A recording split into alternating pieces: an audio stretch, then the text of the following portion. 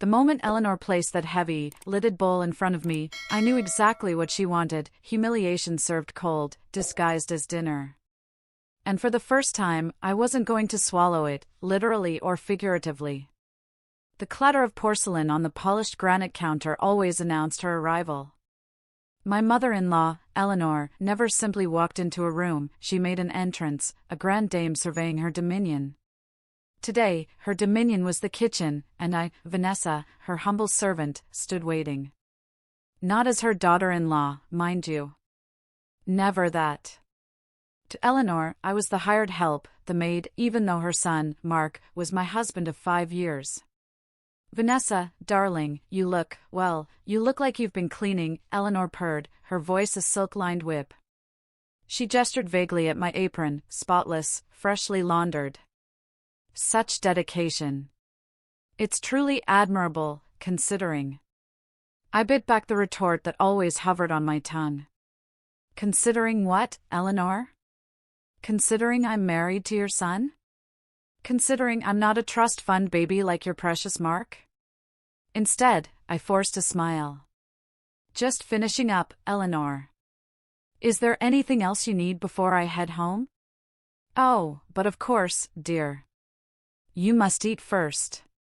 We always feed our staff, don't we? It's only proper.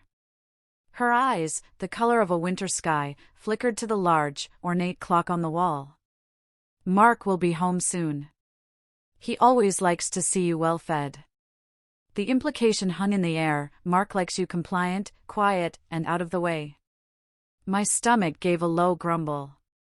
I had started my shift at dawn, cleaning their sprawling mansion from top to bottom, polishing every surface until it gleamed, scrubbing floors on my hands and knees. A quick sandwich at noon had long since been digested. I was starving. Eleanor turned to the refrigerator, a behemoth of stainless steel. She pulled out a large, ceramic bowl, its lid firmly in place. Here we are. I had our cook prepare something special just for you. She knows how hard you work.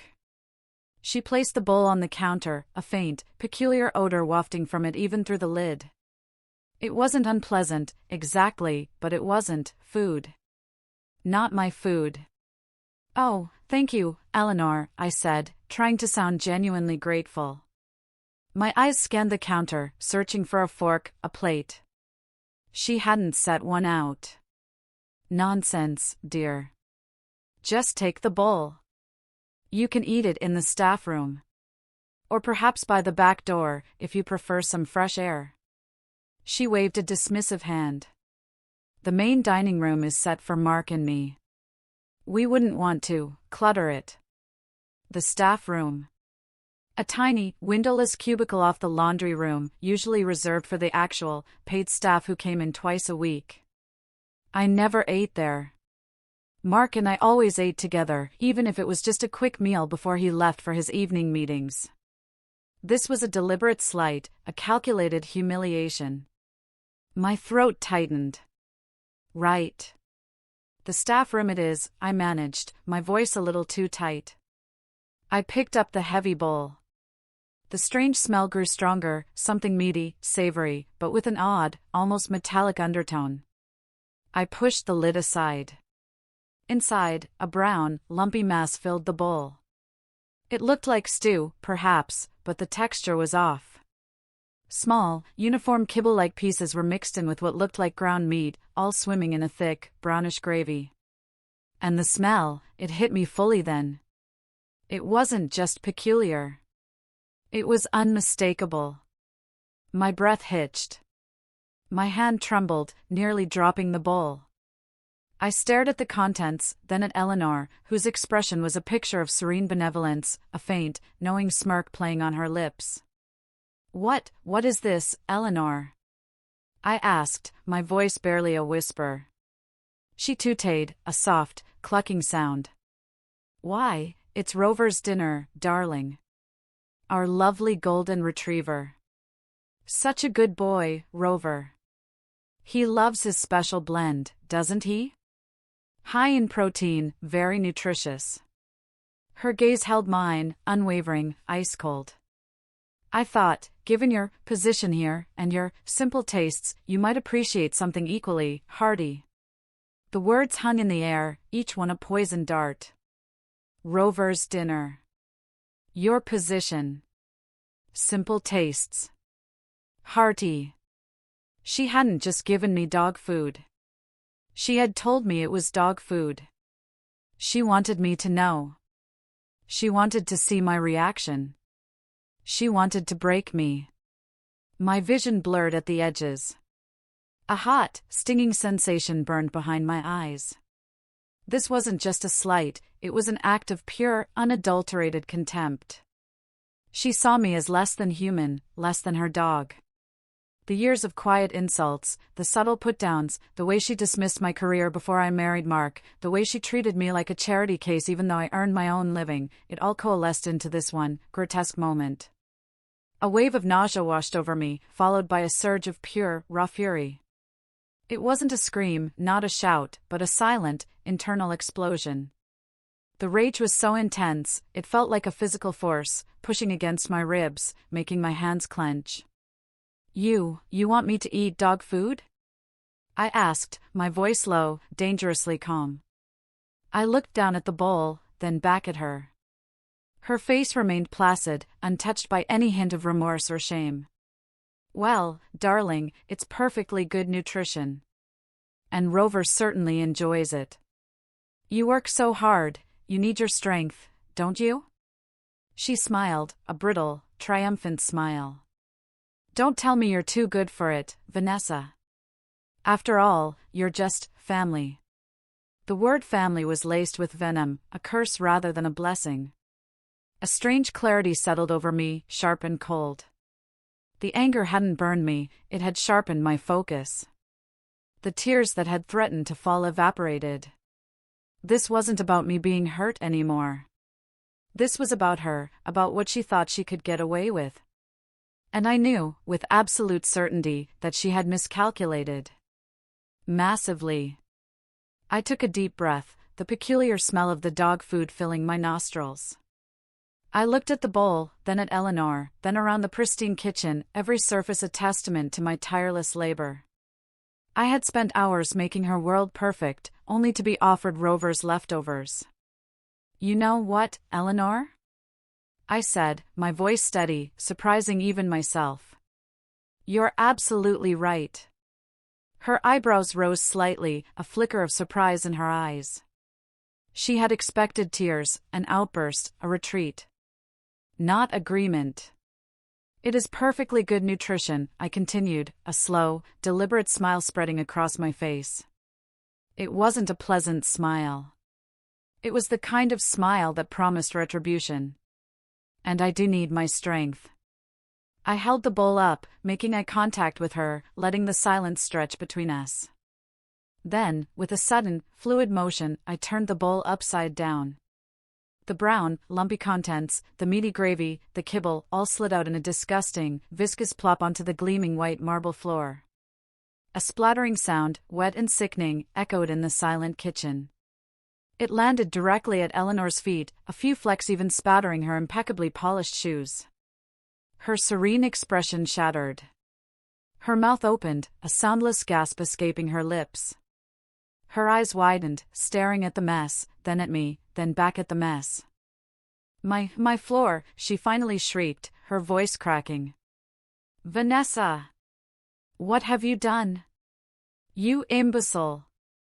You animal!" I dropped the empty bowl onto the counter with a loud clack. "Oh, Eleanor," I said, my voice dripping with mock sympathy. "How clumsy of me.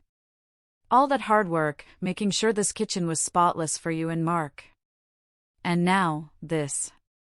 I gestured dramatically at the putrid puddle on the floor. "Such a shame."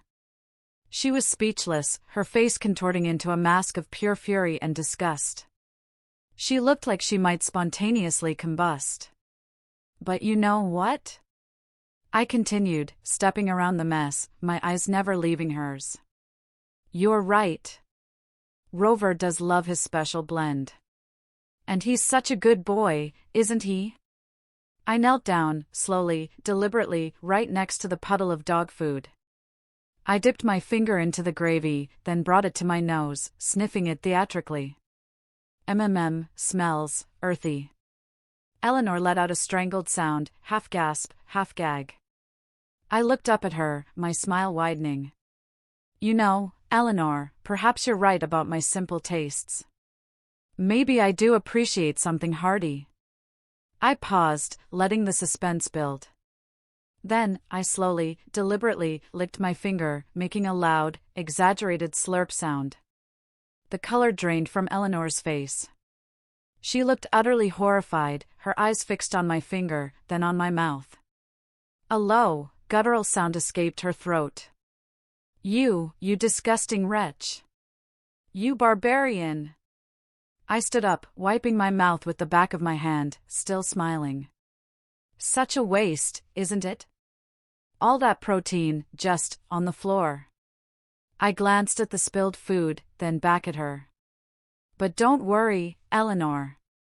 I'm sure Rover will be absolutely thrilled to clean it up for you.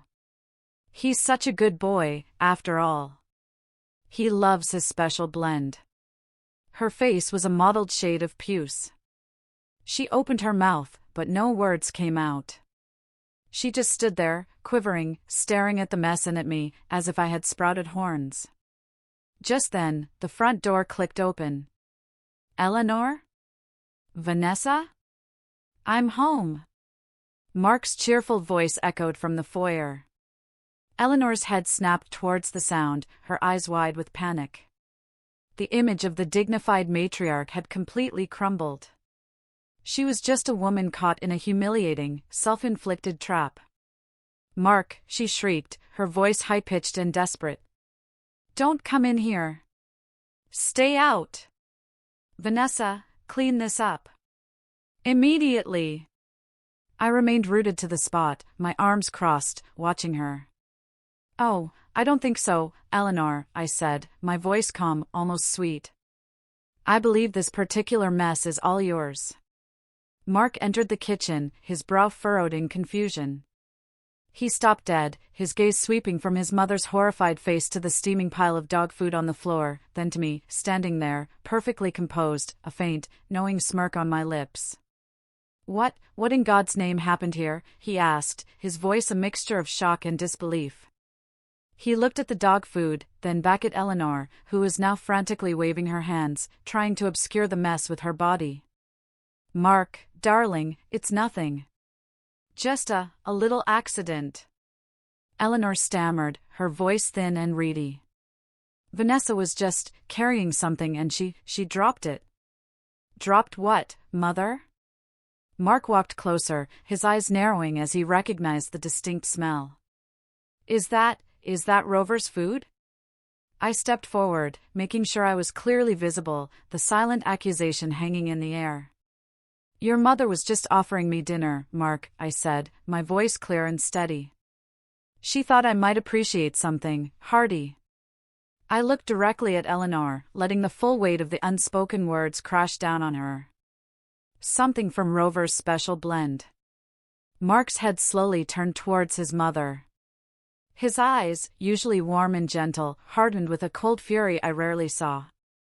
Eleanor, he said, his voice dangerously quiet. Is this true? Eleanor's face was a mask of guilt and defiance. She opened and closed her mouth, sputtering. It's a misunderstanding, Mark. She's exaggerating. She's always so dramatic. Dramatic? I scoffed, a short, sharp sound.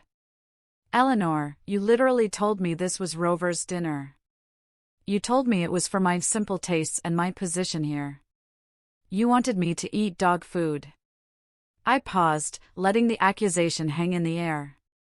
You wanted to humiliate me. Mark's face was pale. He looked from the dog food, to his mother, then to me. The realization dawned on him, slowly, painfully. He knew his mother. He knew her contempt for me, her desire to keep me in what she considered my place. But this was a new low. Mother, Mark said, his voice barely a whisper, laced with an unfamiliar disgust. Is this what you've been doing? Treating my wife like a dog? Eleanor finally broke. She's a maid, Mark. She cleans our house. What do you expect? She's not one of us. She'll never be one of us. Her voice rose to a shrill crescendo, all pretense of civility gone. She's a gold digger. She entrapped you. She doesn't deserve to sit at our table. The words, though familiar, still stung. But the sting was overshadowed by a profound sense of liberation. She had said it. All of it. In front of her son, my husband. Mark stared at her, his face a mixture of shock and profound disappointment. She's my wife, Mother. My wife. And you just offered her dog food. He took a step back, as if she were suddenly repulsive to him. This is beyond belief. He turned to me, his eyes filled with a raw apology. Vanessa, I can't believe this. I met his gaze, my expression unreadable. Believe it, Mark, I said, my voice flat. This is who your mother is. This is what she thinks of me. This is what she thinks of us. I gestured between him and me. And this, I added, gesturing to the puddle of dog food, is what she thinks of the boundaries between us and her. A long silence settled, broken only by Eleanor's ragged breathing. Mark stood frozen, caught between the two of us, the weight of his mother's cruelty pressing down on him. Well, I said, breaking the silence, my voice firm and resolute. I think my shift is officially over. I looked at Eleanor, a cold, hard glint in my eyes. And I think I'm done cleaning up other people's messes. Especially yours, Eleanor. I walked towards the door, past Mark, who still hadn't moved. As I reached the threshold, I paused, turning back. Oh, and Eleanor? She flinched, her eyes wide and fearful. Don't worry about dinner for Mark and you, I said, a genuine, if dark, smile gracing my lips. I'm sure Rover won't mind sharing. Then, I turned and walked out, leaving the dog food on the floor, the stench of betrayal in the air, and the shattered remnants of Eleanor's carefully constructed world behind me. The front door clicked shut with a soft, final sound. I heard Mark's voice, low and furious, begin to address his mother. But I didn't wait to hear the rest. I knew, with absolute certainty, that I had just eaten my last meal in that house, and it certainly wasn't dog food. From now on, I would only feast at my own table.